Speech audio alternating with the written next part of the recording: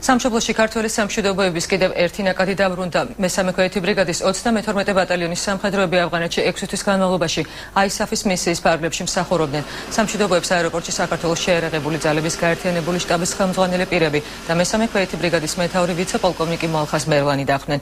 ავღანეთის საერთაშორისო მისიიდან დაბრუნებული უმცროსი სერჟანტი ალექსანდრე თეთვაძე ოჯახში მოულოდნელად მივიდა ქართულ სამხედროს ოჯახში ახალი წევრი დახვდა. პატარა ნინი მამის ავღანეთში ყოფნისას დაიბადა. ოჯახის წევრებს სიურპრიზი მოუწყო რიგით მახվეიჩა ქოქოშვილმაც. ბატალიონის წევრები სამშობლოში 23 აპრილამდე ეტაპობრივად დაბრუნდებიან. ისინი ავღანეთში როტაციის წესით მეოთხე ქვეითი ბრიგადის 42 ბატალიონმა ჩაანაცვლა. დღეს ჩამოვიდა მესამე ქვეითი ბრიგადის 32 ბატალიონის 156 სამხედრო მოსამსახურე, რომლებმაც პირნათლად შეასრულეს ავღანეთის რესპუბლიკაში ISAF-ის ოპერაციაში გავალებული ამოცანები.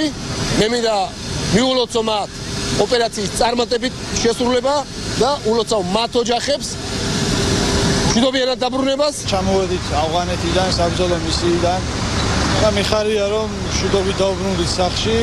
ბიჭებს ულოცავ ყველას. მიულოცავ ყველას მშვიდობით დაბრუნდება საქართველოში და უსურვებ ყველაფერს წინსვლას. დავთავარია და ისევ სამხედრო სამსახურში მშვიდობიანად გაგრძელებას.